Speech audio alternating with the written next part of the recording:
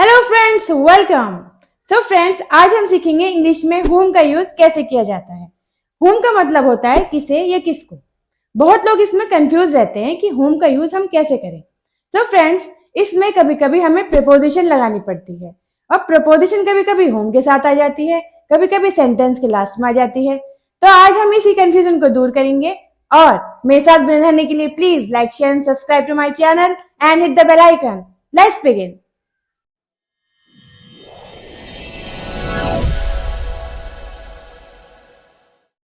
तो फ्रेंड्स, हमने सीखा था ही हेट्स मी। यहाँ एक्शन सहने वाले के लिए वर्ड चेंज हो जाता है, आई हो जाता है मी। सो फ्रेंड्स, अगर आपने मेरी पिछली वीडियोस नहीं देखी हैं तो उन्हें प्लीज जरूर देखिएगा। लिंक डिस्क्रिप्शन में मैं आपको दे दूंगी, क्योंकि आने वाली वीडियोस पिछली वीडियो से रिलेटेड होती है। सो फ्रेंड्स, अब हमें पूछना हो एक्शन करने वाला कौन है, तो इस करने वाले के लिए हम, इस कौन के लिए हम हु का यूज करेंगे। हमारा सेंटेंस बनेगा हु हेट्स मी। अब हमें कहना हो एक्शन सहने वाला कौन है, तो यहां हम एक्शन सहने वाले के लिए हु का नहीं whom का यूज करते हैं। whom does he hate? वो किससे नफरत करता है। तो फ्रेंड्स, यहां हमें पता है कि एक्शन करने वाला तो ही है, लेकिन एक्शन सहने वाला कौन है? वो एक्शन सहने वाला whom है। आइए कुछ सेंटेंसेस देखते हैं। whom does she love? वो किससे प्यार करती है। Whom do you suspect? Suspect means होता है शक करना। तुम किस पर शक करते हो। Whom do they support? वे किसे सपोर्ट करते हैं। Whom did you catch? तुमने किसको पकड़ा। Whom is the teacher teaching? Teacher किसे पढ़ा रहा है। अब कभी कभी हमें यह पता नहीं होता कि एक्शन करने वाला और एक्शन सहने वाला कौन है। फॉर एग्जाम्पल, आपकी मम्मी ने आपसे पूछा, जैसे आपके भाई की किसी से लड़ाई हो गई और आपकी मम्मी आपसे पूछती हैं कि किसने किसको पीटा। ना तो यहाँ एक्शन करने वाले का पता, ना एक्शन सहने वाले का पता, क्योंकि यही पता नहीं कि किसने किसको पीटा। तो वहां हम बोलेंगे हु बीट्स whom? किसने किसको पीटा। Who abuses whom? किसने किसको गाली दी। Who teaches whom? किसने किसको पढ़ाया। यहां पर हमने एक्शन वर्ड के साथ SES का यूज किया, क्योंकि यहां पर हमने एक इंसान की बात करी है, यानी हमने ही की बात करी है, इसलिए हमने SES का यूज किया है। सो फ्रेंड्स, अब कई बार हमें whom के साथ प्रीपोजिशन का यूज करना पड़ता है। आइए देखते हैं कैसे इसका यूज किया जाता है। सो फ्रेंड्स, हमने पढ़ा था whom को कहते हैं हम किसे या किसको। विद होम को कहते हैं किसके साथ। टू होम कहते हैं किसके वहां। अबाउट होम कहते हैं किसके बारे में। बाय होम कहते हैं किसके द्वारा। होम ऑल कहते हैं किसे किसे। होम एवर कहते हैं जिसको भी। फॉर होम कहते हैं किसके लिए। तो फ्रेंड्स, ये है कुछ प्रीपोजिशन के साथ में होम का यूज। आइए मैं आपको इसके सेंटेंसेस किस तरह बनते हैं वो बताती हूँ।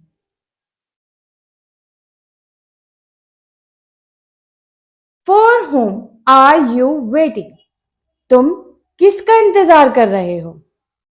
या हम ऐसे भी बोल सकते हैं whom are you waiting for? बात एक ही है, ये आप पर डिपेंड करता है कि आप किस तरह बोलते हैं। स्टार्टिंग में प्रीपोजिशन लगाते हैं या लास्ट में प्रीपोजिशन लगाते हैं, बात एक ही है, सही दोनों है। To whom did you speak? तुमने किससे बात की। या whom did you speak to? With whom can I teach? मैं किसके साथ पढ़ा सकता हूं। या whom can I teach with? बात दोनों एक ही हैं, डिपेंड आप पर करता है कि आप किस तरह बोलते हैं। सो फ्रेंड्स, आइए मैं आपको कुछ सेंटेंस बताती हूँ किस तरह से इसके सेंटेंसेस बनते हैं। सो फ्रेंड्स, whom के साथ में हम प्रीपोजिशन कैसे लगाते हैं। एक सेंटेंस है हमारा, she is talking to me.